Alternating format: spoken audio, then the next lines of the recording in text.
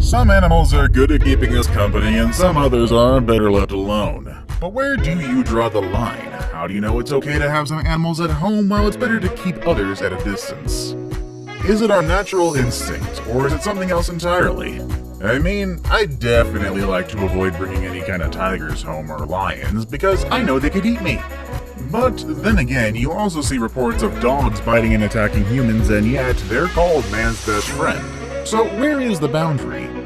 Well, it seems like there's an obvious limit between domesticated and wild animals. Some people don't see any boundaries. You'll be surprised to see how people have adopted animals that you never thought could live with a human. Make sure you stay tuned to find out my best pick, as I'll introduce you to a very crazy animal that behaves just like a dog. But you probably would have never thought that prior to watching this video. Coming all the way from South America, the tamanduas have become quite popular among people who like to own exotic pets. Surely enough, adopting one can cost you anything between $3,000 to $8,000 US. Also, it might be illegal in some places, so you might want to check that out before getting too excited. These anteaters love their insects, but they'll also be happy with any beef, soft fruits, and eggs that you feed them. They don't have any teeth, but they do have very long claws that allow them to process their food. They also adore cuddles and enjoy the outdoors. You just need to set up a nice obstacle course and a little nest for them to be happy and busy during the day. That actually sounds like a pretty reasonable pet to me. And here's another cute pet that comes from Central and South America, the capybaras. This mammal, which is considered the largest rodent in the world, has become a very popular exotic pet. But don't let its cuteness fool you. They are very tricky pets and they require a lot of attention. Given the fact that they are naturally very social animals, they should have at least one other capybara living with them so they can be happy. Otherwise, their quality of life will be compromised, and you better get a swimming pool if you don't have one, because capybaras are semi-aquatic, and they'll likely go for a swim sooner or later. I mean, you don't want to see a sad capybara, right?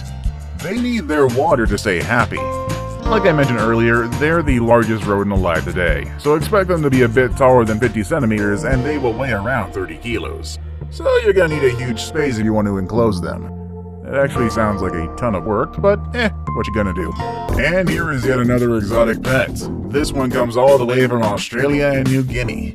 I'm talking about the sugar gliders. These marsupials also require a ton of care. Just like you need water for the capybaras, you need a lot of space for the sugar gliders to, well, what else? Fly. Or glide in this case. Yes, that's right. These animals like to stretch out their arms to the side and glide through the air. There's a reason why they're called sugar gliders, and these animals are also social to an extreme. So if you ever decide to adopt one, you'll actually need to take out two. If you don't, the sugar gliders will become grumpy, which will make them hard to adapt to a domesticated lifestyle. This could lead to them chewing and nipping on things. Since it is an exotic animal, it is illegal to own one in some places. And still, even if it is legal, they might require special permits to prove your government that you didn't acquire one illegally. That just sounds like a ton of obstacles just to get these cute little animals, but some people are eager to go through all that just so they can bring a pair of sugar gliders into their happy home. Alright, the next animal is not necessarily exotic in the same way other animals are, and it has become quite popular in media and memes over the last couple of years, but still, it's not an animal you'd expect to see in people's home as often as others. Yes, it's the alpaca. These interesting animals are from South America and they have been good company to humans for centuries. They can grow to weigh between 45 to 90 kilos, which makes them quite heavy, and they need a lot of open space and a companion for a healthy development. They are very passive animals, which makes it easy for humans to train. They're known for helping people to transport their belongings, and they have a grass-based diet, which does make it easy for their owners to find food for them. They are slowly becoming popular pets out of their native South American homes, and people are enjoying their company. These ones would actually be easier for you to get because they are a little less illegal than the other animals on here. The world of birds is a very impressive and diverse one, and I know a lot of you probably own or have owned a bird in your life, even if it was just a small parrot or a canary. But one of the most impressive birds that people have been able to domesticate is the cormorant.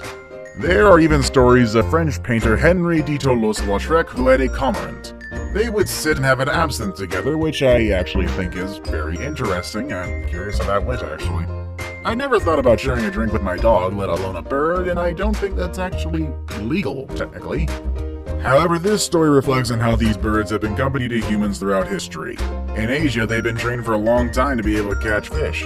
In Japan, these birds are known to stay with their adoptive family throughout their lifetime. These birds are loyal and hardworking, and that's why many people decided to adopt them. Would you ever adopt a pet with patterns on its skin similar to those of a wild cat? I would be a bit skeptical, but some people have found the ganets to be great animals to keep at home. While their skin looks like one of those of a threatening animal, the gannet is related to the mongoose. They can weigh between 1 to around 3 kilos, and they can be as long as 55 centimeters in length, not counting their tail. An interesting fact is that having ganets as a pet is nothing new. They've been kept in people's homes since the Middle Ages. Their main purpose was to help humans get rid of rodents, and now they're an exotic pet. But not the kind of pet that likes to snuggle. However, it has been proven that ganets can be trained to be on a leash, and they can even use a litter box, which makes it more convenient for people to adopt them. But keep in mind, ganets are wild animals, so they still require some free time to explore the outdoors and play. That's what keeps them healthy after all. What in the world is this animal? And who thought about adopting it as a pet? Well, this is the axolotl, a type of salamander from Mexico that is also known as the Mexican walking fish. I guess that nickname suits it well. Just look at those little arms that pop out of its body. I'd say it's kinda cute, but also a bit uncommon. And yet, people find ways to bring these animals into their homes. The axolotl is an amphibian, but unlike other animals in the group, this Mexican walking fish is known to stay in the water for its whole life. For that reason, it's asked that people who adopt them take good care of the water tanks. The axolotls need water that has been properly filtered at the right temperature. And also, in case you're considering getting one, the axolotls are the kind of pet that is good for you to watch, but you should not handle it. I mean, I know fish and other animals that require water tanks are not your go-to pet when it comes to cuddles and caring, but it's strongly advised that you keep your hands off from the axolotls. Their skin is very sensitive, which is also part of the reason why they're an endangered species. It seems like the people who adopted them are helping them survive extinction, hoping they can save the species. Did you think having a fox is non-mainstream? They're becoming more popular now, actually. But have you heard about fennecs? Now that there is a crazy animal that not many have been able to adopt. The fennecs are the smallest foxes in the world, but they're harder to pet compared to other kinds of foxes. People who do adopt them need to train them at a very young age so that they can be friendly, and yet still it is likely that they will bite if they feel threatened. Their native habitat is in the deserts of the northern side of Africa, so you can expect a lot of outdoor play that includes running, digging, and even climbing. And again, because they're from the desert, they will always be attached to warm temperatures and a decent amount of time under the sun. Yes, it does sound like a lot of work, but aren't they just adorable? I can see why people would go through all the effort to keep one of these foxes at their home. Still, I wouldn't like to be around if they're ready to bite. Their teeth are so sharp that even a single play bite can really hurt and also open up a wound.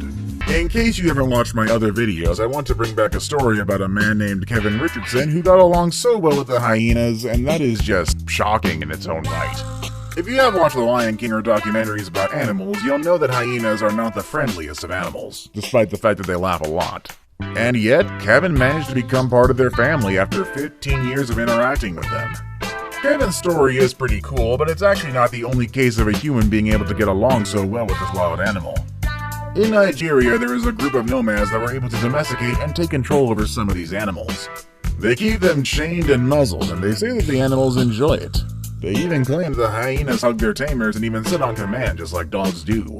And I don't know what can be crazier than a hyena, and I don't know what kind of crazy stuff they had to do to domesticate them. But either way, that's just impressive. And at the very top of the list, I have another wild pet that might surprise a lot of you. The Burmese python. I know having snakes as pets is not uncommon or considered exotic anymore. I mean, there are plenty of people out there who I'm sure have more than just one snake in their house. For many reasons, people have found them to be fun and interesting pets to keep near them. But no pet snake compares with a Burmese python. This Southeast Asian reptile can be very dangerous. People who are brave enough to own one need to keep them inside a strong cage at the right temperature, along with its prey and even a water bath in case the snake wants to go for a quick dip inside that nice cool water. Sure, they are docile for most of the time, but once they're hungry, they will even try to constrict their owners if they come near them. Also, this snake can reach a length of 7 meters, which is more than 3 times the size of a human. If none of this information has any effect on you, then you might be the perfect candidate to adopt one of these snakes in the future. And those are all the crazy pets I have for you today. Would you ever adopt one of these, or do you already own a crazy pet? Let us know in the comment section below. With all that said, that's our video for today, folks, and I will see you all next time. Later, everybody.